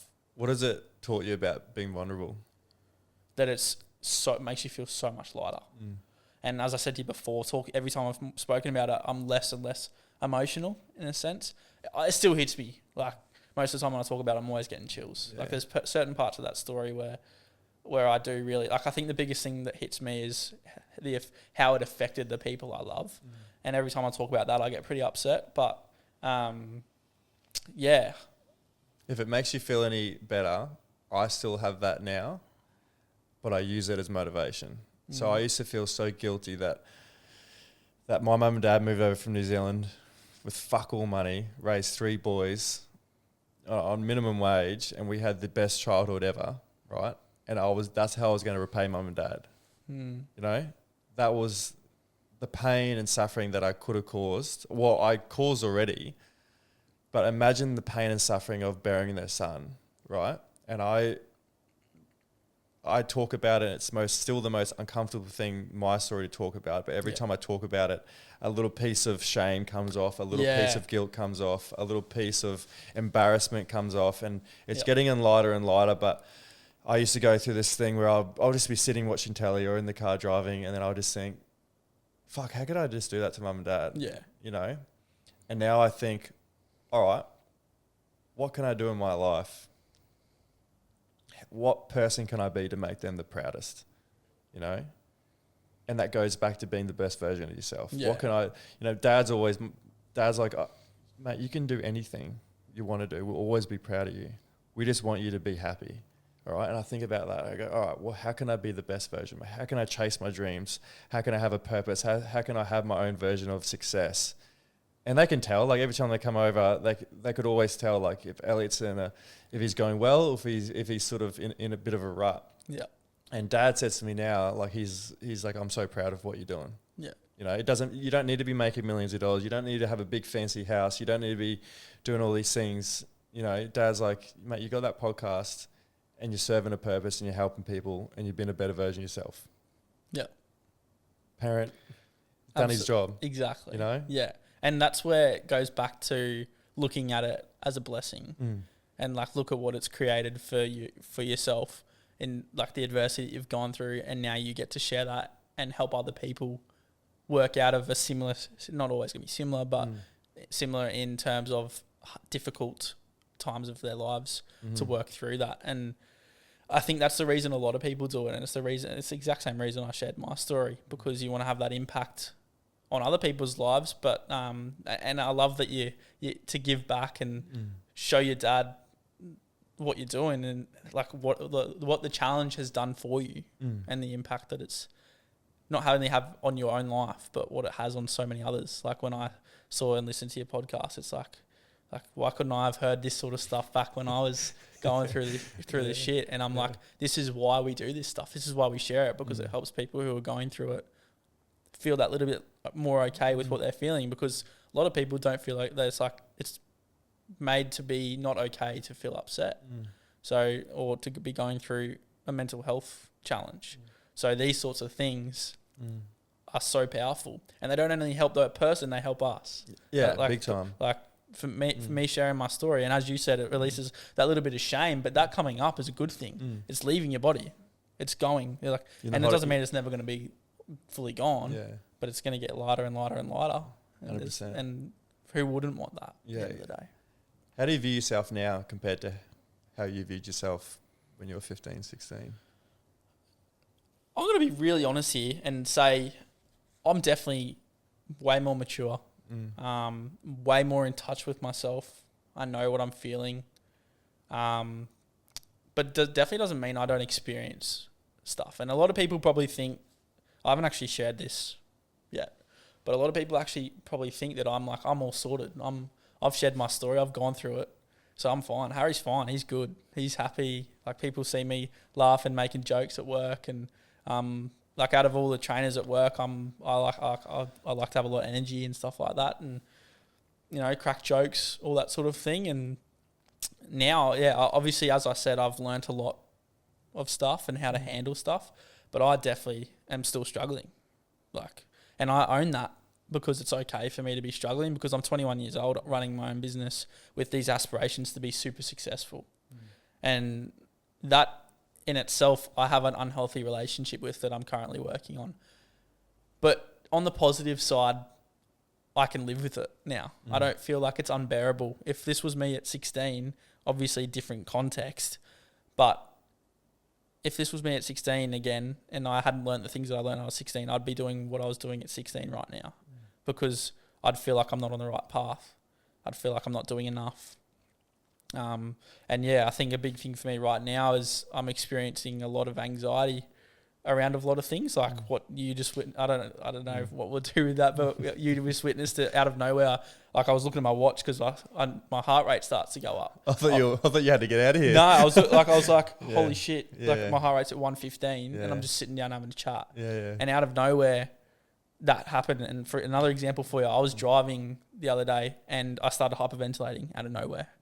And I pulled over and rang Courtney, my partner, and said, and she's really good at calming me in those situations. And but it's really interesting how I still experience those things, but I now know how to live with them. As we spoke about before, they never fully disappear. Sometimes it gets a bit lighter, but I still struggle with. It's probably the same intensity. It just doesn't feel as much because of what I've learnt. And to experience all that sort of stuff at a young age, I'm so grateful for, because I'd hate to be going through it right now, running my own business, because I'm sure it would really make shit hit the fan if that was happening. But again, I look at all this stuff as things that are happening for me so that I can be the most in tune with myself as I get older, have a family, and have more responsibility. So I'm really grateful to be experiencing this stuff right now. Well, you're learning a valuable lesson that I learned sort of far too old, was that I honestly thought being happy was not having any problems. Yeah. I honestly was like going through life thinking me being happy equals not having any problems in my life. And how ignorant was I to believe that you can go through life and not have any problems. So when problems arose, which I always do in life, I always get so angry because I'm thinking, why can't I just be happy? Why can't I have a happy life? Why are there's always problems going on? And that sent me down a very bad sort of headspace of thinking, why me? Victimhood. Why is this happening to me? Why is there always problems? Now my mentality is thinking that true happiness is not having any problems. It's learning to deal with them. Yeah. And then that's even evolved into not even thinking about problems, but opportunities to grow. Yeah. So when there's sort of things happen in my life, when there's things don't go the way that I plan them to go, I go, oh, well, what's this teaching me now? Yeah. Maybe this is leading me down a different path. Why I probably shouldn't resist it as much as I did. I used to resist everything, and why is life happening the way it is, instead of just going, all right, well, this is obviously, I'm going to be better for it. Yeah. Let's just go down this road and see where it ends up. 100%. You know? And that's what we spoke about before, and how you can look at it as a lesson. Yeah. And also the part of it being experiencing happiness. You can't experience happiness without experiencing pain. And when you look at it like, okay, I'm experiencing this, but that means the happiness I feel is going to feel even better. And when it's not like you're holding on to hope, but it's more so accepting that it's inevitable to go through pain and adversity to experience true happiness.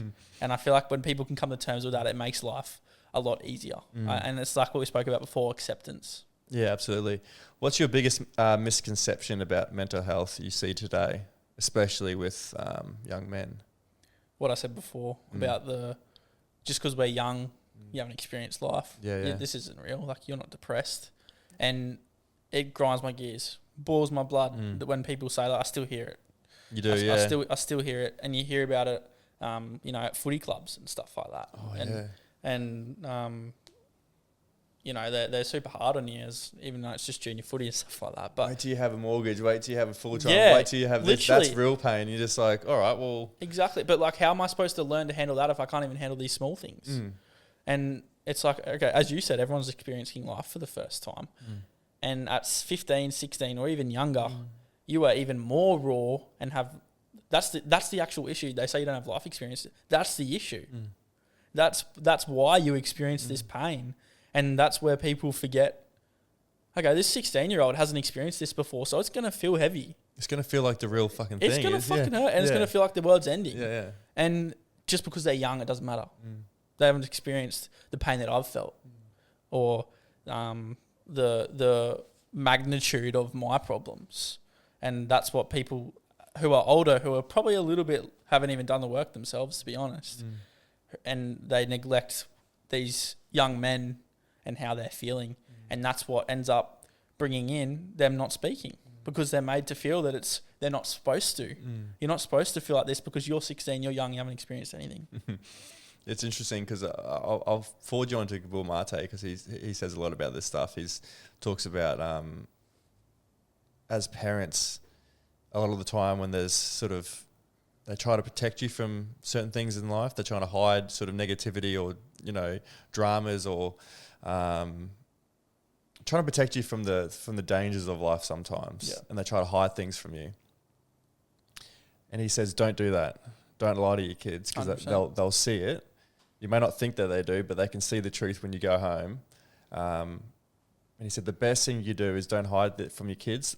Teach them ways to cope with reality instead of hiding from reality. I feel like I wish, and I love my parents, but sometimes I really wish that. And again, I wouldn't be where I am right now if I didn't experience these things.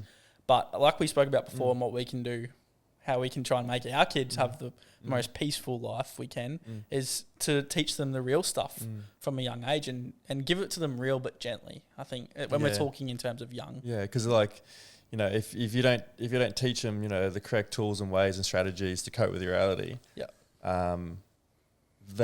will find their own ways to cope with reality. Just takes a bit longer. It takes a bit longer, but also, I mean, from my point of view and my sort of background and the friends that I've been around and sort of how my life sort of eventuated, I turned to drugs and alcohol. That's a very easy way to cope with reality. Is to go and find numbness. For me personally, way less intense. I used women. Oh yeah.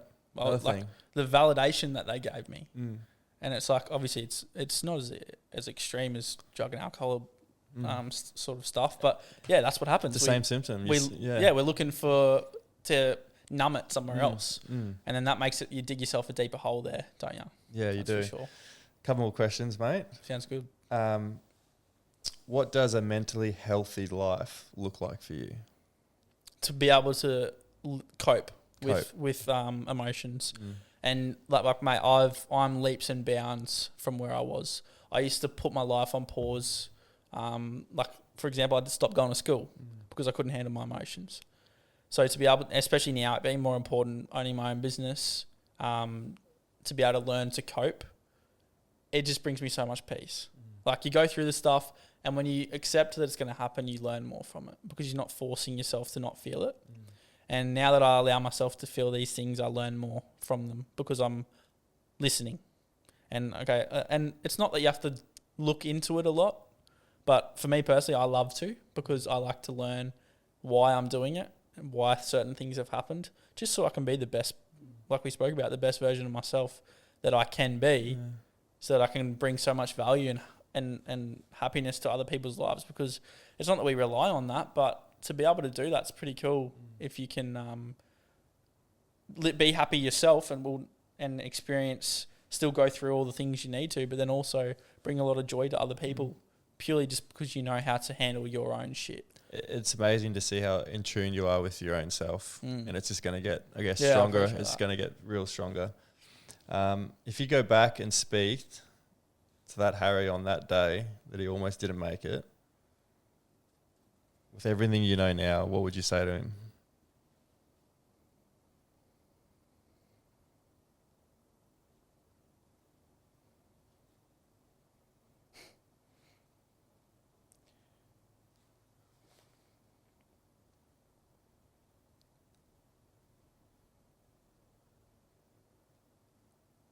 I feel like I'd just give him a hug.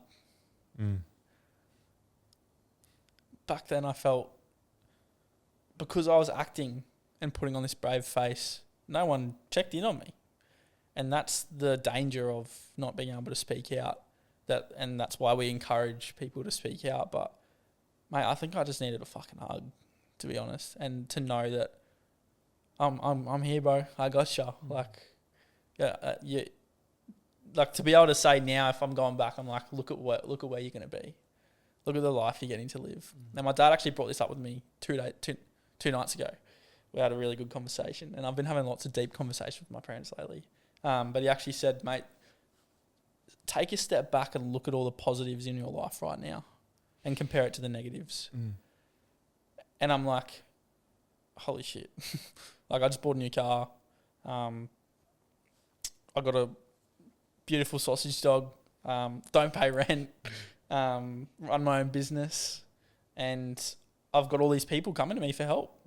And it's creating me this life that is feeling a life of fulfillment. So if I could go back and say, you going through this is going to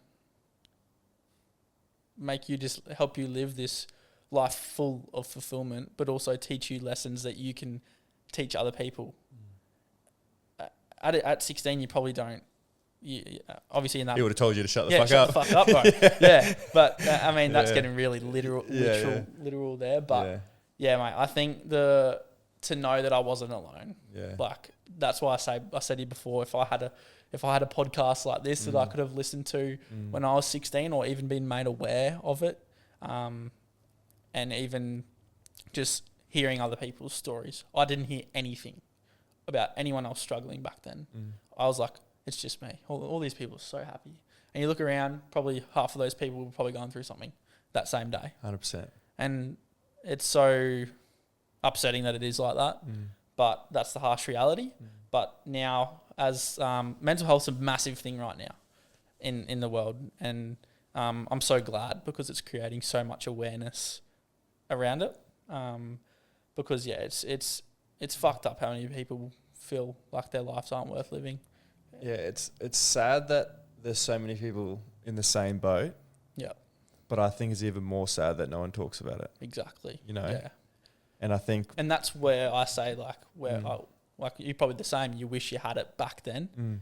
And again, you find your own way. But, like, there's no harm in trying to help people before they hit rock bottom. And that's like this mission that I reckon I'll be on for my whole life. Like, as I said to you, I'm just at the start. I'm just opening the lid now, and to really dive into this sort of stuff, and to be able to have that opportunity to really help people. And I'm sure you feel this as well, to be able to speak about mental health and share other people's stories, to make sure that people hear that it's okay to experience what you're experiencing, big or small. It just takes a big weight off our shoulders, because I guarantee you, I just know that if there was more talk about it when I was going through it, or at least I heard it, probably, well, I mean, you never know, but I feel like I don't see how it would have been as bad as it was, because you get made to feel okay. Because I feel like loneliness is where where shit gets real. It's that isolation and loneliness, and it's also like trying to stigmatize it. And when you go to the doctor and you're sick and you get medication, and you go to ambulance because you break your leg, or you do something at training, you tore a hammy. You tell people that. Yeah. It's fine. Yeah. But if you go to the doctors and say, hey, mate, I'm struggling with my mental health, and your mates are going, what? You know, and I even talk about it with, I've had a couple of rugby players come on the podcast and we talk about it, like professional sports people, how you see it on the news and they'll say, oh, he's not playing because, and they'll try to like hide the mental health issue. Or say like personal reasons. Personal reasons. Yeah. I would love for a club, and obviously it's a very sensitive topic depending on what they're going through, but I would love for a player to just come out and say, my mental health is really shit right now. I'm having 2 weeks off, but I'll be back. Yeah. I've torn my hammy, strained my hammy, do some work, and I'll be back playing next week. I think the sad thing about that, though, is if they did that, some of them would cop shit. And that's the thing. You're a weak man. Yeah. You know, imagine all the shit they would cop for it. Yeah. And like your life's so good, you're ungrateful. Yeah, you're on all this money. Yeah. And I think this is where you start to go in circles, hey, and you're like, why can't the world just be a fucking peaceful place? And I think as soon as you try and control that, you're digging yourself into a hole there, because it's impossible to change the whole world. But I guess the power of this sort of thing is you're doing you do what you can to help the people around you, and this is way better than what it was years ago. So, but that's such a good point to make in terms of let's tell the truth here. Like, obviously, it's up to a player in a sense, but if you can just be outspoken about it and be like, I'm comfortable with who I am. Yeah, imagine you're a young kid and you see your idol speak out about their mental health and you're going through something. You're like, oh, shit, this is normal. Yeah. And then that just takes a massive load off people's lives. Bit of a tricky question for you. Hit me. What's a question you hoped I wouldn't ask you today?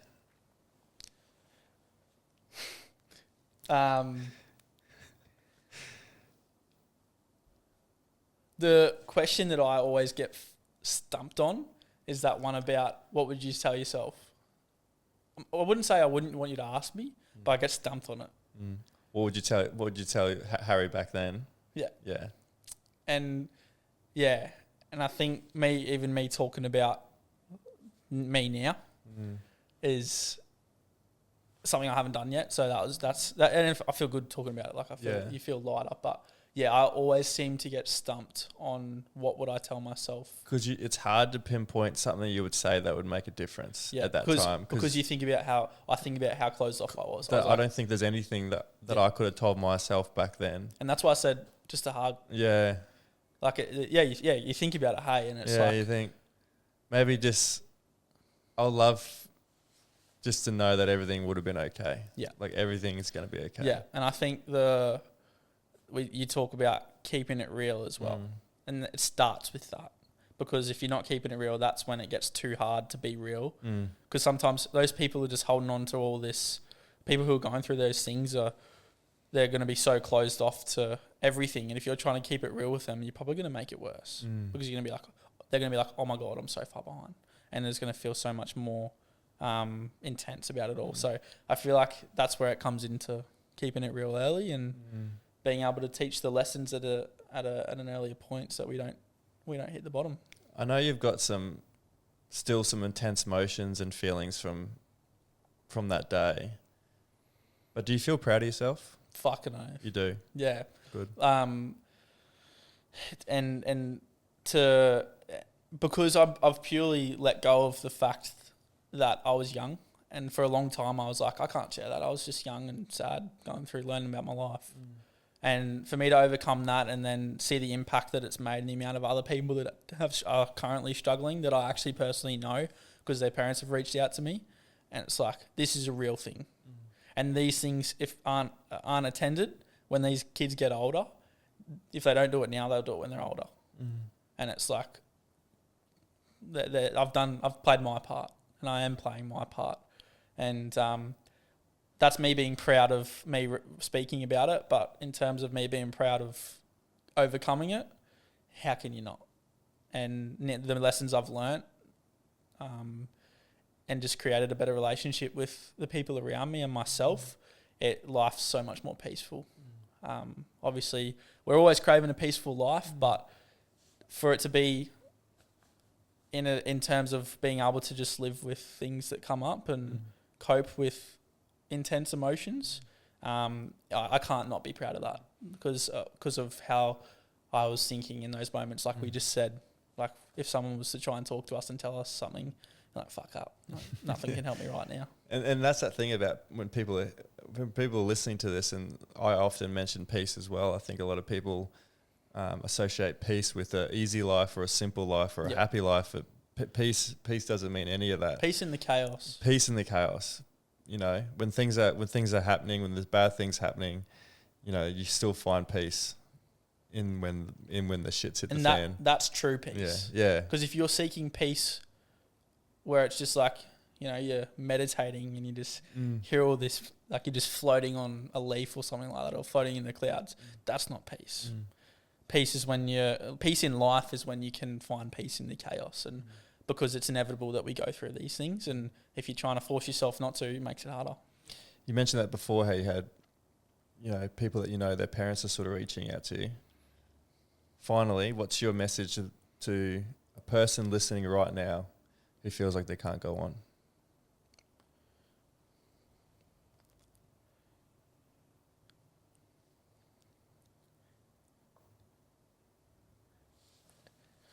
How can you?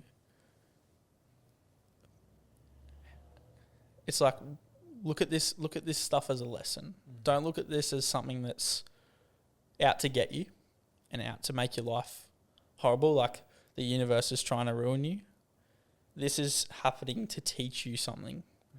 And the difficult thing is, at a young age, you're not going to realise it until, like for me, I've only realised it now at 21, even though I've healing from it and it hasn't bothered me in a few years. It's hard for someone at that young age to hear that you'll understand. One day you will. And I think it's about the want to live the best life possible. And if these young kids who are experiencing these emotions, if they can sort of learn, and if we can drill into them that this is happening for you, you're going to learn something so powerful from this. Imagine how good you can feel when you come out the other side of this. Imagine the strength that it will take. How proud of yourself would you feel if you, like the question you asked me before, like how proud would you be of yourself if you work through this emotion that you're feeling? Because for them, it's probably feels like the world's ending. And I feel like they're going to be closed off, but to be able to, I think it's hard to say it in one at once. You've sort of got to drill a lot of things into them over time. It is a thing over time where I realise it's celebrating those small wins, because when you're young, you haven't got the reps under your belt to know that you can overcome things. Yeah, exactly. You know, when we're adults, you know what you can overcome because you've done it. Yeah. But when you're so young, experiencing it for the first time, you actually don't know if you can get through it or not. Yeah. And that heightens the feeling of what you're going through. And that's where it comes into these people who don't understand that, who were telling me personally that you weren't depressed, mate. It's like, I'm experiencing this emotion for the very first time. Feels like I've never felt this before. I don't know what to do. And I think that's where there's the thought of trying to fix someone is where I go to straight away, which is not gonna. It never works. It's like okay, keeping it real, but also keeping it gentle for those types of people those young kids who are experiencing it for the first time, and because there's no fix for it.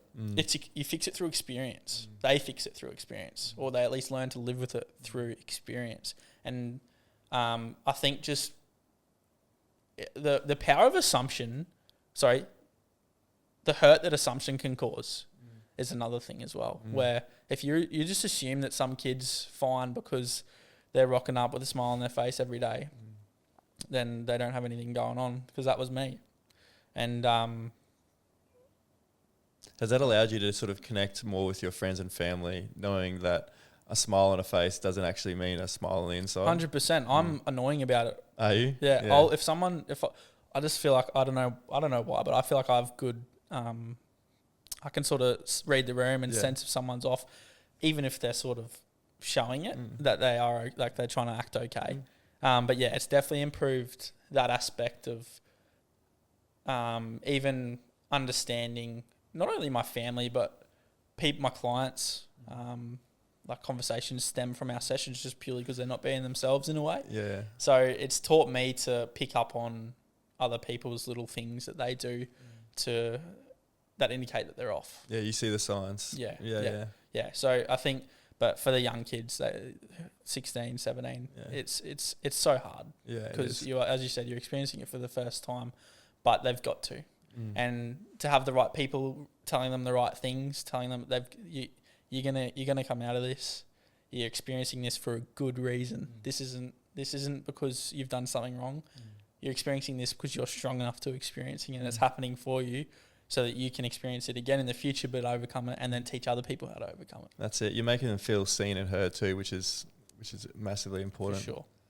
Harry, mate, thank you so much for coming on today. Thanks for having me. I really appreciate you being so open and honest and vulnerable, mate. It's amazing to see what you've gone through, the person that you are today, the changes you're trying to make, not only within yourself, but within your community, with all your clients.